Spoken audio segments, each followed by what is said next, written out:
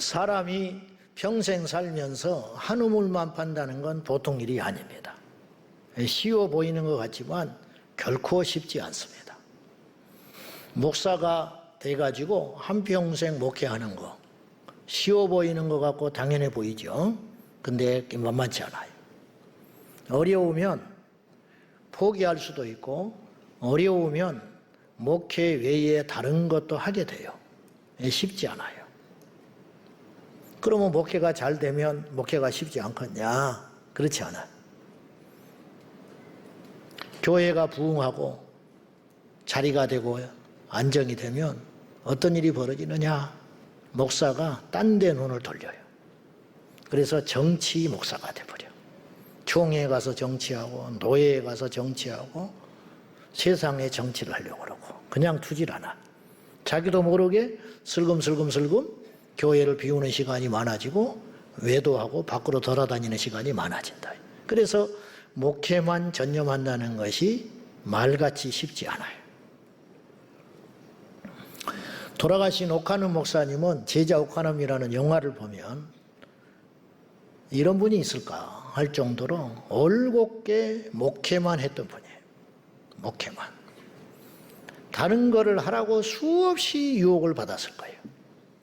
근데 그분은 목양실에서 씨름하며 기도하며 성경과 씨름하고 말씀과 씨름하면서 어떻게 하면 교회를 건강하게 할 것이냐, 어떻게 하면 성도들을 제대로 깨워서 천국에 데려갈 수 있겠는가, 이것만 고민하시느라고 평생을 소비했어요. 건강이 나빠진지도 모르고.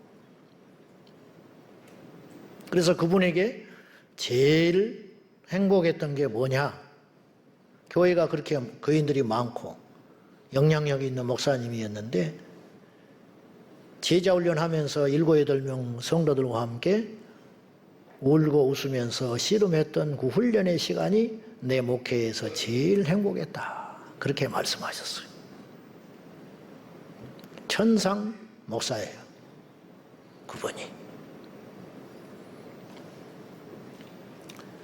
그분이 돌아가셨을 때 웃지 못할 일이 벌어졌는데 가족끼리 찍은 가족 사진이 없었어요. 가족끼리 가서 사진 찍을 여유도 없이 사셨어요. 그래가지고 어떻게 했냐? 장례 마친 날 영정사진이 있을 거 아니야.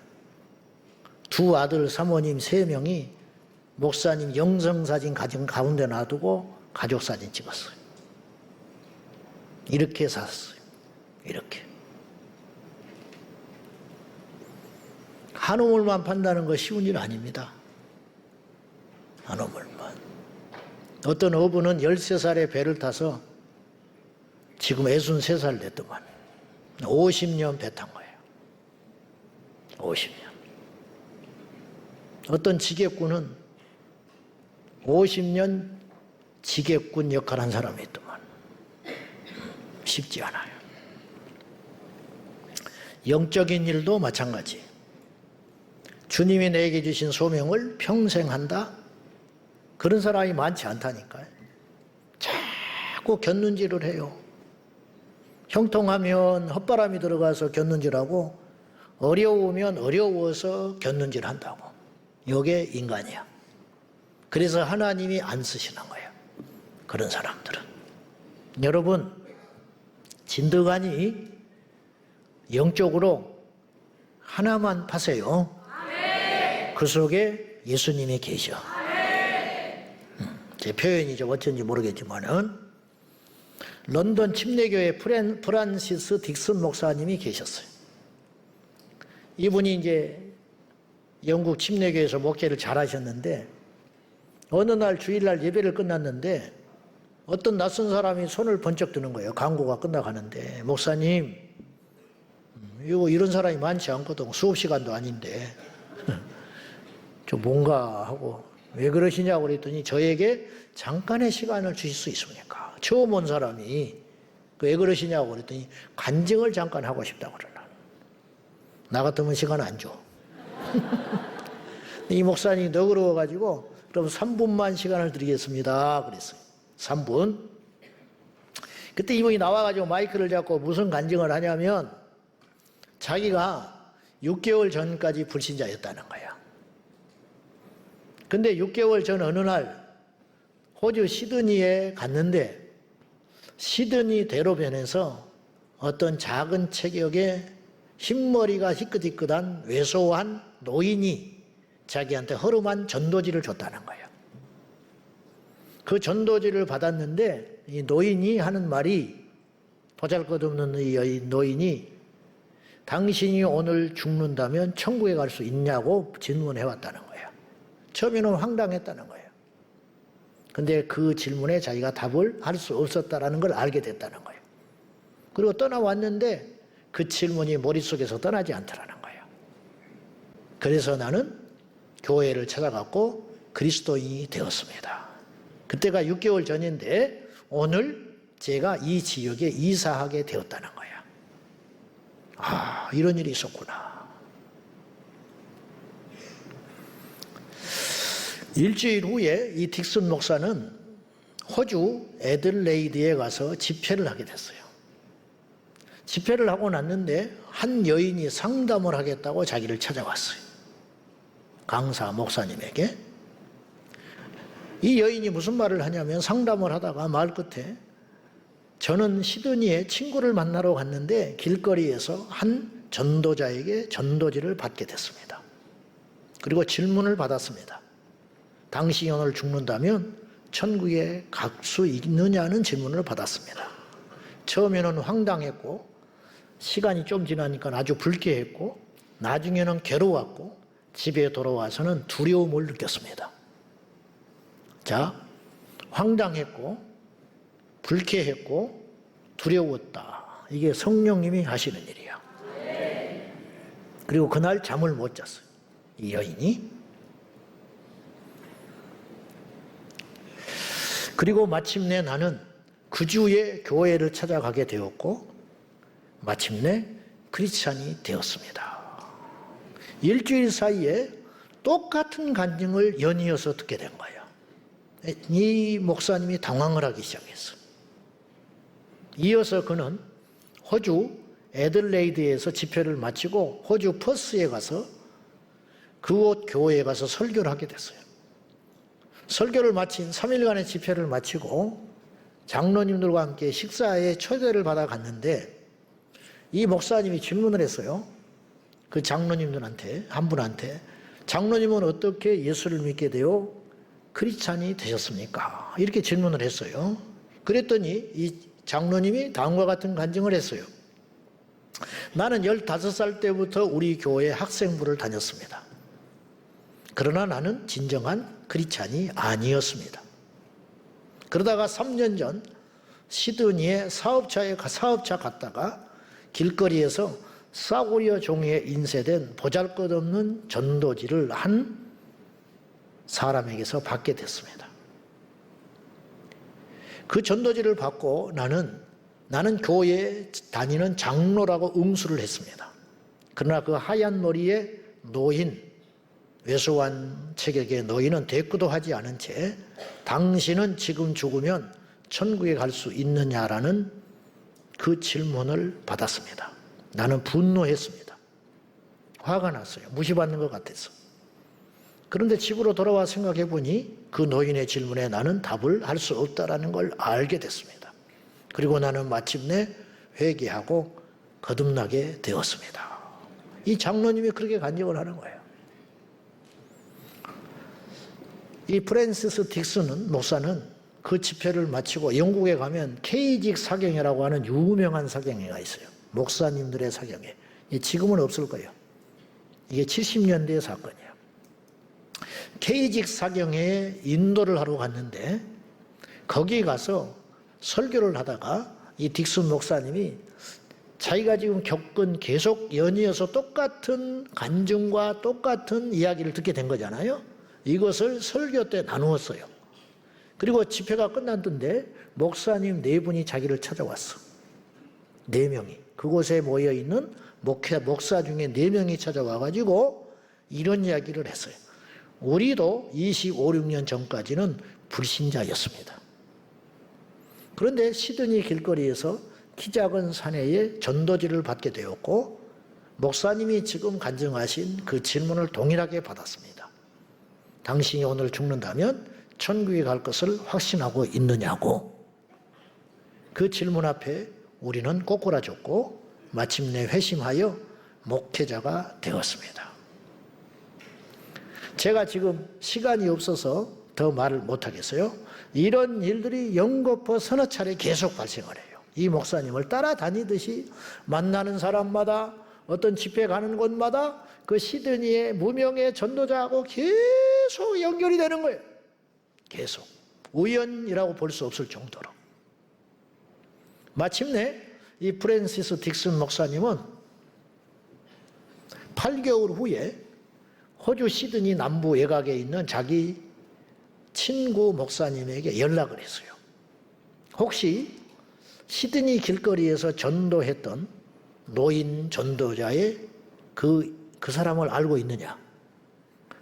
25, 6년 전에 만난 사람이 있으니까 줄잡아 25, 6년 전부터 전도했다는 것이니까 당신이 혹시 알고 있느냐? 그랬더니 알 수 있을 것 같다고 이야기를 했어요. 그러면 그 사람을 만나게 해달라 그랬어요. 그리고 친구 목사님과 함께 수소문을 해가지고 그 사람을 찾아냈습니다. 그 사람은 프랭크 제너라는 전도자였습니다. 딕슨 목사 두 사람은 지난 시간에 들었던 이 프랭크 제너 집 허름한 아파트에 갔을 때 이 노인네가 문을 열어줬고 그 집에 들어갔더니 떨리는 손으로 차를 내왔어요. 그리고 이 두 분 목사님은 무명의 전도자 프랭크 제너에게 자기가 겪었던 이야기를 간증을 나눴어요.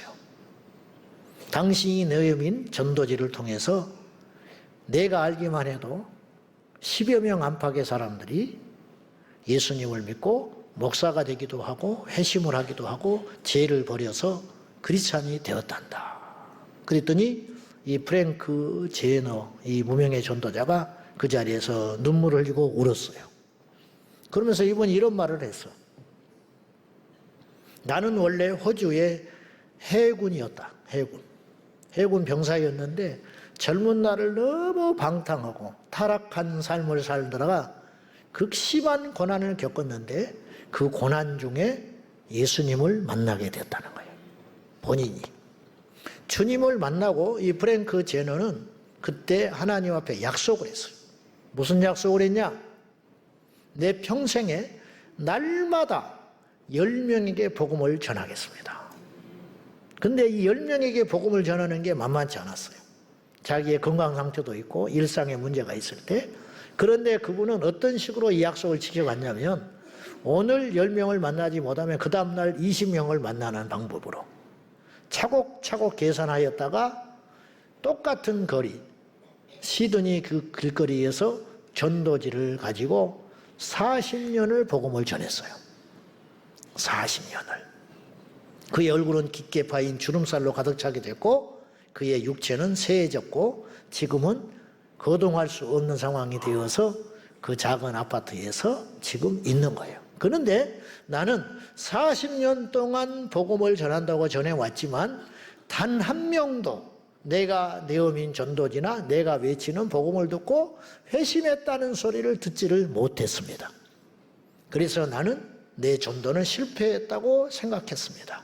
그런데 목사님이 나에게 그 소식을 전해 준 것입니다. 이렇게 이야기했다는 거예요.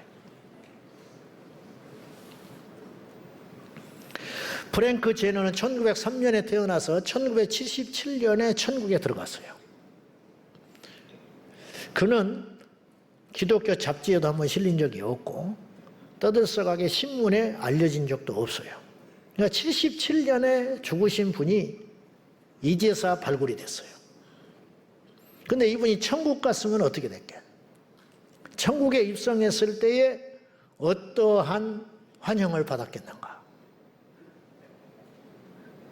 그가 전한 복음은 자기는 열매를 거두지 못한다고 생각했지만 셀 수도 없는 열매들이 전 세계에 있어서 그 열매가 또다시 열매를 낳고 또다시 열매를 낳고 또다시 열매를 낳아서 지금은 얼마나 많은 사람들이 그의 전도지를 통하여 예수 믿게 됐는지 숫자도 파악이 안 될 정도로 많다.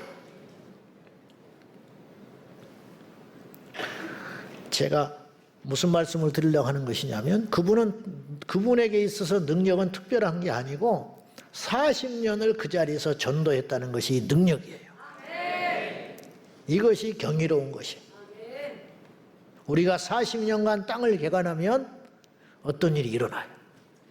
40년 나무를 심으면 어떤 일이 일어납니다. 묻겠습니다. 우리가 지치지 않고 포기하지 않고 프랭크 제너라고 그에게도 속상한 일이 없었겠는가? 그에게 아픈 날이 없었겠는가? 그에게도 아침에 나가고 싶지 않은 날이 없었겠는가? 그럼에도 불구하고 프랭크 제너는 자기의 생명과 힘을 다하여 똑같은 자리에서 어제 5명을 전했다면 오늘은 15명을 전해야 한다는 심정을 가지고 하나님의 영에 사로잡혀서 복음을 전했다는 것, 그것이 그분의 탁월함이라는 거예요. 우리가 아무리 속상해도, 아무리 죽을 것 같아도, 아무리 힘들어도 40년을 기도한다면 과연 우리에게는 어떤 일이 일어나겠냐는 거죠. 이 세상은 어떤 일이 벌어지겠냐는 거예요. 우리 자녀들은 어떤 일을 만나겠냐는 거예요. 이들이 이 10대의 주님을 만나고 차야를 나오고 새벽 기도를 나오고 선교를 떠나고 이대로 쭉 커서 평생 기도하며 인생을 살 수만 있다면 이들의 미래는 어떻게 되겠냐는 거예요. 성공 안 할 수도 있죠. 부자 안 될 수도 있죠. 그러나 확실한 것이 있는데 하나님께서 그들을 쓰실 거라는 거예요. 그 한 가지는 분명히 내가 감히 장담할 수 있어요. 왜 그러냐? 성경에 그런 사람들이 차고 넘치니까. 다시 돌아가서 우리가 포기하지 않고 지치지 않고 시험에 들지 아니하고 어떤 경우가 있다 할지라도 오직 기도, 이 기도를 죽을 때까지 해낼 수 있다면, 지금까지 우리가 어떻게 살아왔느냐는 중요한 게 아니고 지금 이 순간부터라도 우리의 생명이 다하는 날까지 오직 기도만 하겠다는 믿음을 가지고 우리가 간다면 우리 인생은 어떻게 될 것인가? 그걸 믿으십니까?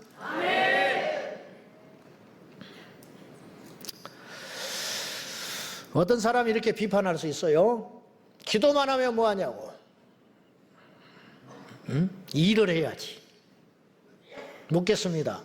기도하는 것과 일하는 것, 어떤 것이 더 힘들 것 같아요? 일하는 게 힘들 것 같죠?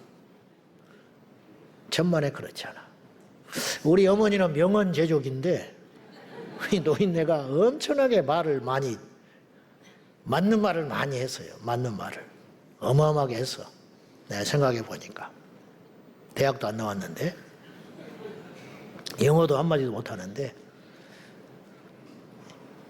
밭에 가서 일하는 것이 낫지 애는 못 본다는 거예요. 응?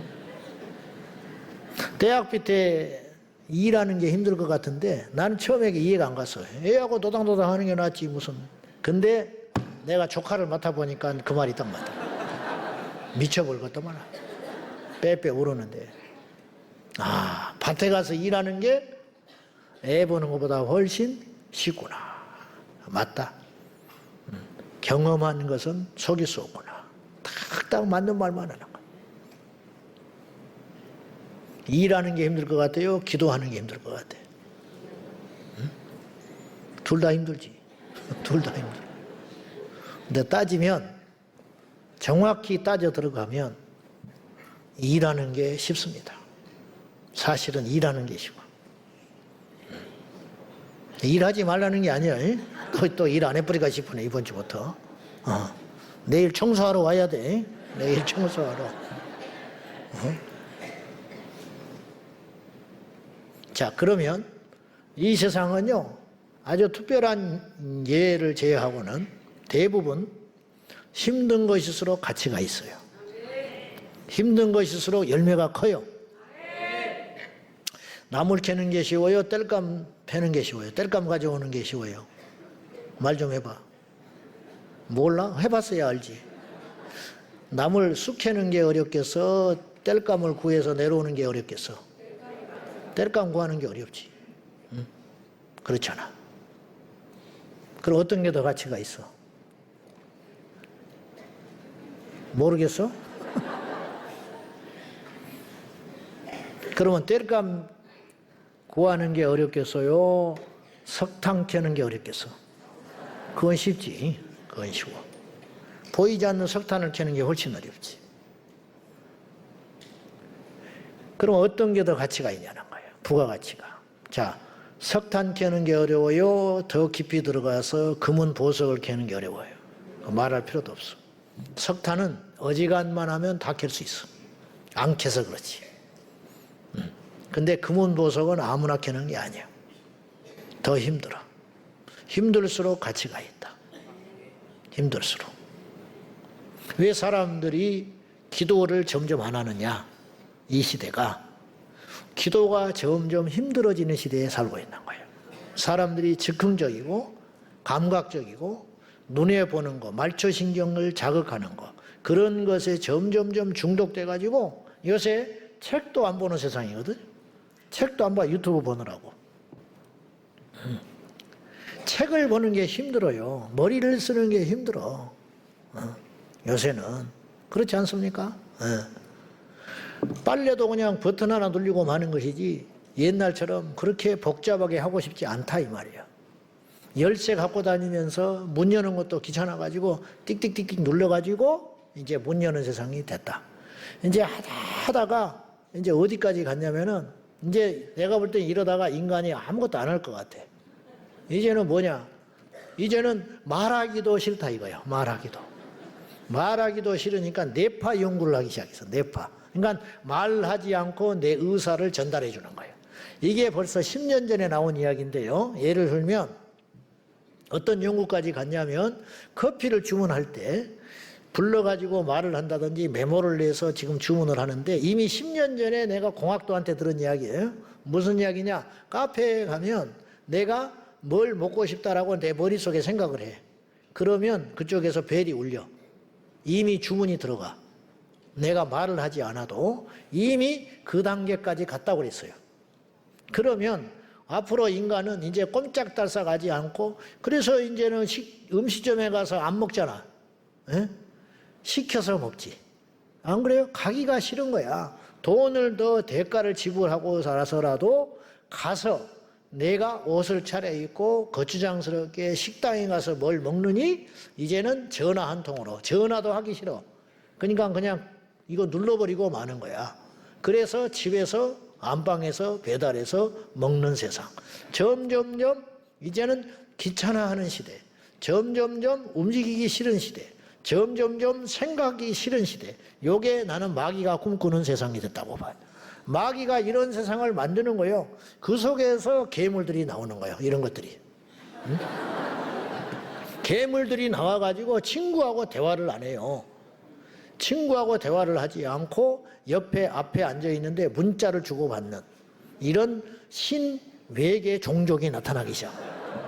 아니 앞에 있으면 질문을 하고 답을 하면 되잖아. 야, 뭐 이렇게 하면 되는데 카톡으로 야, 그러면 그쪽에서 뭐 이 짓을 하고 자빠졌으니 뭐가 되겠냐는 거예요. 연인끼리 앉아가지고 카페에서 차를 마시면서 눈을 보고 이야기를 해야 되는데 카톡을 하고 있어 둘이. 응? 이게 뭐하러 만났냐 이 말이에요. 그럴 바에는 이게 뭐냐? 마귀가 꿈꾸는 세상이 점점점 되고 있다. 그런 뜻이에요. 그러므로 점점점 사람들은 가치 없는 일을 하기 시작하는 거예요. 가치 없는 일은 결국은 어떤 일이냐? 편한 일이라는 거예요. 우리가 힘든 일일수록 가치가 있고 그만큼 우리에게 소중한 것이라는 것을 우리는 알아야 된다는 것이에요. 그래서 스펄전 목사님은 생전에 이런 말을 남겼어요. 목사가 종일토록 성도들을 신방하고 다니는 것은 힘든 일이지만 할 수 있다. 그거 할 수 있다는 거예요. 목사가 서재에 앉아가지고 종일토록 성경을 읽고 묵상한다는 것은 결코 쉬운 일은 아니다. 그러나 그것도 할 수 있다. 그런데 밤새껏 밤을 지새우면서 하나님께 부르짖고 기도한다는 것은 얼마나 힘들고 가치 있는 일인가, 그렇게 말했어요. 신방하는 게 훨씬 쉬워요. 저도 해봤지만은 신방하는 것이 양반다리하고 커피 마시고 거의 결코 쉬운 일은 아니지만 신방 하루에 10집 12집씩 할 수 있어요.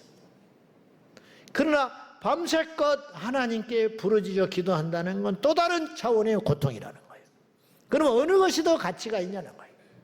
어느 것이 더 중요하냐 이 말이에요. 어려울수록 가치가 있고 소중하다. 그런 걸 따져볼 때에 우리가 어떤 일보다 기도에 오직 우리의 전부를 걸고 전무한다는 것은 결코 녹록지 않지만, 만약에 이 땅의 대한민국 성도들이 지금이라도 온통 기도하는 일에 전심전력하여 성전에서 매달려 기도할 수만 있다면 이 세상은 반드시 달라진다. 우리 아이들이 다른 것 하지 아니하고 주일날 예배당에 와서 기도하고 예배하고만 돌아간다면 우리 아이들의 인생은 완전히 달라져 버린다. 다른 것 할 것 없다. 그것이 안 되니까, 그것이 어렵고 힘드니까 자꾸만 피하는 거예요. 다른 걸 하려고 그러는 거예요. 다른 걸로 어떤 것들을 채우려고 한단 말이에요. 영적인 어떤 요소들을 다른 걸로 가지고 채워가려고 한다 이 말이에요. 안 되지요. 주님이 말씀하셨어요. 마가복음 9장에 기도의 다른 것으로는 이런 종류가 나갈 수 없다. 해봐라 말이에요. 기도만 하지 말고 다 해봐라. 사정도 해보고 내역도 해보고 병원도 가보고 해봐라. 귀신이 나가는지 병이 낫는지. 오직 기도할 때 병이 떠나간다 이 말이에요. 오직 기도할 때 인생이 달라진다 이 말이에요. 오직 기도할 때 교회가 부흥한다 이 말이에요. 오직 기도할 때 하나님이 이로부터 성령을 내려주신다.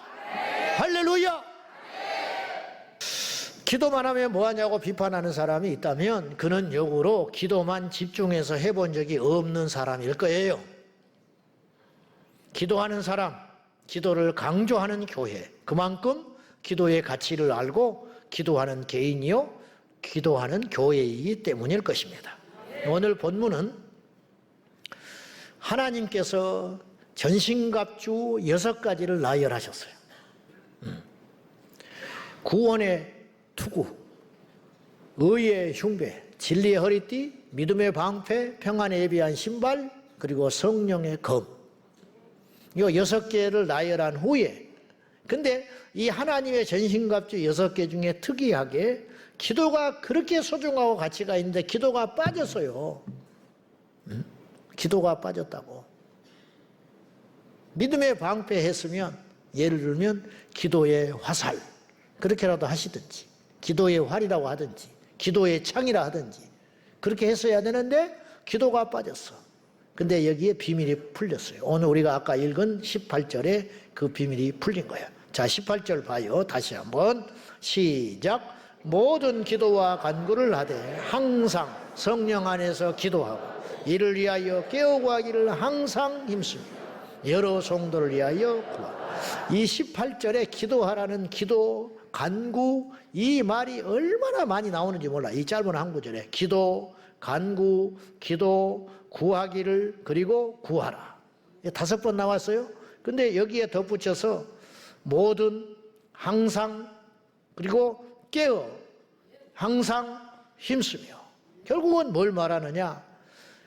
하나님의 전신갑주 6개를 나열한 후에 성경은 뭘 말하냐? 모든 기도와 간구를 하되 이 6가지를 다 받는 거예요. 기도 없는 성령의 검이 무슨 필요가 있냐? 기도 없는 진리가 무슨 힘이 있겠냐? 기도 없는 믿음의 방패가 뭘 막아낼 수 있겠냐? 모든 기도와 간구를 하라. 이 모든 것 위에 기도로, 기초를 그거로 삼는 거예요. 기도 없이는 안 된다는 거예요. 기도는 모든 것에 영향을 준다는 거예요. 이 6가지 무기 중에. 그래서 그 무기가 특별히 들어갈 이유도 없고, 하지만 이걸 전제로 이야기하고 있다는 걸 우리가 아셔야 된다, 이런 뜻이에요. 자, 기도만 하는 것은 결코 녹록지 않아요. 그러면 기도만 하기 위해서는 어떤 전제 조건이 있어야 되느냐? 첫째, 기도만 하기 위해서는 기도만 할 수 있는 힘을 공급받아야 돼요. 한 우물을 판다는 것은 거꾸로 말하면 단순하다는 뜻도 되지만 그만큼 힘이 있다라는 거예요. 힘 없으면 우물 못 파요. 프랭크 제너가 40년 동안 시드니 길거리에서 그렇게 누가 알아주지도 않았고 열매가 보이지도 않았음에도 불구하고, 열매가 보였으면 보람을 느끼고 힘이라도 생겼겠지, 누가 지나가면서 격려라도 해줬으면 힘이 났겠지. 그러나 그런 열매를 자기는 보지 못했고 거두지 못한 거로 날마다 싸웠을 거라고. 오늘은 가야 되나 말아야 되나. 그러나 낙심하지 않고 포기하지 않고 40년을 날마다 그 자리에서 누구의 지원도 받지 않고 복음을 전했다는 것은 이건 고집이 아니, 단순한 고집이 아니고 프랭크 제너 안에 뭐가 있었냐면 뜨거운 힘과 열정이 있었다는 걸 말합니다. 그것이 없이는 못하는 거예요. 여러분이 지금 몇 년째 철야를 온다는 거, 여러분에게 에너지가 있기 때문에 가능한 일이에요. 여러분이 어떤 하나님의 일을 붙잡고 포기하지 아니하고 계속 지금 하고 있다는 것은 그만큼 여러분에게 힘이 있다는 증거인 거예요. 그러면 된다 이 말이에요. 기도만 하기 위해서는 우리에게 힘을 공급받아야 한다니까요. 그 힘, 40년간 14년 14만 6,100명에게 복음을 전했다. 이 사람이 계산을 했어요. 40년을 계산을 해보니까 14만 6천일인데 그 중에 100명을 더했다 이 말이에요. 딱 자기는 계산하고 있었어요. 14만 6,100명에게 40년 동안 복음을 전할 수 있었던 그 에너지와 힘은 과연 어디서 온 것이냐는 거예요. 능력이 있었기 때문에 그렇다는 거예요. 기도만 하기 위해서는 하늘에서 내리는 힘을 얻을 수 있어야 돼요. 가장 효과적인 공급은 기도회에 참석하는 거예요. 금요 성령 집회에 참석하여 기도할 수 있는 힘을 공급받는 거예요. 여러분, 이게 이제 선순환과 악순환이라는 이야기를 제가 자주 했는데, 어느 날 내게 믿음의 동력이 떨어져요. 그러면 하나님께 나오기가 싫거든. 하나님께 나오기 싫으면 그때부터 날개가 꺾이는 거예요. 그러면 그 시간에 뭐를 하느냐? 세상에 헤매고 돌아다니는 거예요. 그러다가 점점점 세상에 빠져들어. 그러면 주님과 점점 멀어져. 그럼 고난이 계속되고 두들겨 맞고, 그럼 원망이 또 시작되고, 하나님이 나를 버렸니 어쩌니, 자기가 하나님 떠난 건 생각 안 하고 하나님이 자기를 버렸다고 착각하면서 계속 어긋장 놓는 짓을 하다가 마지막에 지옥행 열차를 타고 가버리고 마는 거예요. 그러나 선순환이라는 건 무엇이냐? 우리 인생에 고비가 오고 시련이 오고 어려움이 오지만 삭개오처럼 뽕나무에 올라가고 12회를 혈루병 앓는 여인이지만 낙심할 수 있거든요. 얼마든지 하나님께 원망하고 포기할 수 있어요. 그러나 이 혈루병 걸린 여인은 예수님을 만나러 왔어요. 나 같은 여인이, 죄인이 주님을 감히 만날 수나 있겠냐? 그러나 나는 예수님의 뒷 올짝이라도 붙잡으면 나는 나으리라. 이 믿음을 가지고 나와서 예수님 옷자락을 붙잡았더니 고침받았잖아요. 이때부터 이 인생은 날개를 다는 거예요. 주님이 하신 일을 간증할 거 아니에요. 그러면 그에게 주님께서 더 힘을 주시겠지. 또 사람이 또 붙여주겠지. 또 능력을 또 받겠지. 이렇게 하면서 이 혈루병 걸린 여인은 그때 등장하고 말지만 우리가 천국에 가면 그는 과연 어떤 인생을 살았는지는 상상을 초월하는 일이라는 거예요. 이게 이제 선순환이라는 거예요. 우리가 기도가 어렵고 안 되고 지치고 낙심하고 기도하면 뭐하나 이런 사탄의 속상이 들려올 때에 자리를 박차고 비를 뚫고 무더위를 뚫고 이 어려운 환경을 뚫고 긴 거리를 마다하지 않고, 제가 이런 말 자주 했어요. 대포로 파리 잡아라. 기억나요? 대포로 파리 잡을 때 능력이 임한다니까? 대포로 파리 잡으려고 덤벼들 때 마귀가 떠난다니까요? 대포로 파리 잡는다는 건 뭐냐? 비능률적인 일을 말하는 거예요. 대포로 어떻게 파리를 잡아? 파리를 잡으면 뭐 하겠어? 대포로 파리째로 잡아야지. 대포로 파리를 잡는 건 어리석은 일처럼 보이나 영적인 일은 그렇지 않다는 거예요. 프랭크 제너가 대포로 파리 잡은 거예요. 14만 6,100명에게 복음을 전했다네. 그러나 그건 결코 무의미한 일이 아니었다니까요. 3시간 차에 시달려가지고 밥도 못 먹고 지금 퇴근길에 바로 온 분들이 많아요. 2시간 시달리면서. 그리고는 와서 철야하고 또 끝나고 이제 2시간 타고 또 가야 돼. 그러면 그 시간에 다른 일을 하는 거, 집에서 성경을 읽는다든지 집에서 가까운 교회 간다든지 그러면 훨씬 가치가 있을 것 같지. 그렇지 않다니까요. 2시간, 1시간 기도회를 하기 위하여 성전에 오르는 것이 결코 헛되지 않다는 거예요. 그것이 쌓이면 남이 따라올 수 없는 영적 내공과 능력이 돼가지고 하나님 앞에 폭발할 날이 온다는 거예요. 어떤 사람이 그냥 그 일을 그냥 하고 있는 것 같죠? 평범하게 아이고 나도 할 것 같아. 절대로 못하는 거예요. 왜냐? 그 사람은 그것을 30년 해왔기 때문에 나는 못하는 거예요. 그만큼. 그것이 능력이에요. 그것이 실력이고 그건 누구도 못 따라오는 거예요. 우리가 하나님 앞에 그런 결단과 힘을 가지고 아버지 앞에 그 기도할 수 있는 힘과 에너지를 얻기 위하여 끊임없이 기도의 자리에 나와가지고 엎드려 기도하면 누구는 얼마나 날마다 기도가 잘 돼서 기도하냐 이 말이에요. 억지로 기도할 때가 훨씬 많아요. 그러면 억지로 기도하는 건 가치가 없냐? 절대 그렇지 않다는 거예요. 절대 그렇지 않아. 그 안 오면 뭐 할 건데 지금 집에서 텔레비나 보고 자빠졌지. 마지막으로 기도만 하기 위해서는 어떻게 해야 되느냐? 우선순위를 거기다가 딱 정해야 돼. 돈을 벌려면 돈을 1순위로 하는 거예요. 그래서 하루에 2시간 자고 돈 버는 거예요. 그 사람은 돈 벌어요. 문제는 죽지. 돈은 벌었는데 죽어. 그래서 자식도 좋은 일만 하고 사는 거야. 나는 절대 그 짓 안 해. 돈도 없지만 물려줄 돈도 없지만은 내가 다 쓰고 죽어버릴 거야.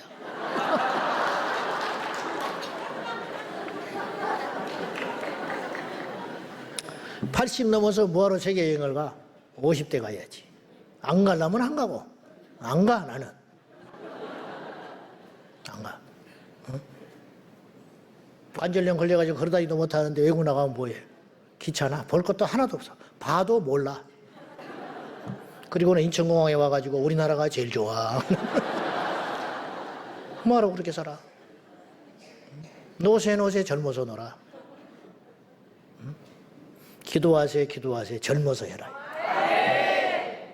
힘 있을 때 쓸데없는 짓 하지 말고 힘 있을 때 기도하고 힘 있을 때 복음 전하고 힘 있을 때 선교하고 어두운 밤이 곧 와요. 일할 수 없는 밤이 온다니까. 해가 있을 때 힘써서 일하자. 힘써서. 그 말씀 아니에요. 예수님은 누가복음 22장에 보면 습관에 따라 기도하셨다고 기록되어 있어요. 누가복음 22장 39절에서 40절 시작. 예수께서 나가서 습관을 따라 감람산에 가시며 제자들도 따라갔더니 그곳에 이르러 그들에게 이르시되 유혹에 빠지지 않게 기도하라 하시고. 여기 보면 이렇게 시작해요. 예수께서 나가서 습관을 따라 감람산에 가셨다. 예수님이 그날 감람산에 간 게 아니에요. 올리브산, 감람산 언덕에 겟세마네라고 하는 언덕이 있다 그랬어요. 그 산 전체는 감람산이라. 우리 주님 다시 재림하실 때 감람산에 오신다 그랬어. 스가랴서에 보면.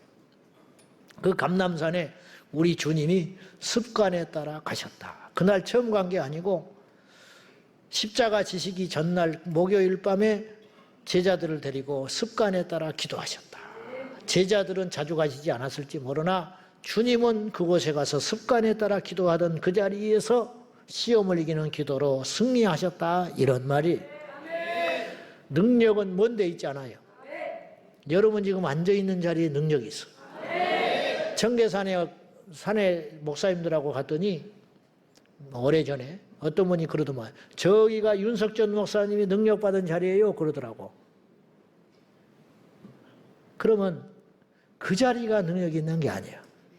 그분이 매달린 것이 능력이지. 응? 그분이 매달린 것이 능력이다. 그 자리가 무슨 능력이지? 그렇게 쉬우라고? 그러면 그 자리 가서 앉아서 기도만 하면 다 능력받고 윤석전 목사님 같이 능력받고 볼받으면 얼마나 인생이 쉽겠어. 그게 아니고 그분이 매달린 결과 그곳에서 어느 날 사건이 일어난 것 뿐이라고요. 갈릴리에 가봐요 볼받는지, 호렙산에 가봐라고 볼받는지, 모세니까 제자들이니까 그렇게 되는 거지. 중요한 건 그것이 아니더라는 거야.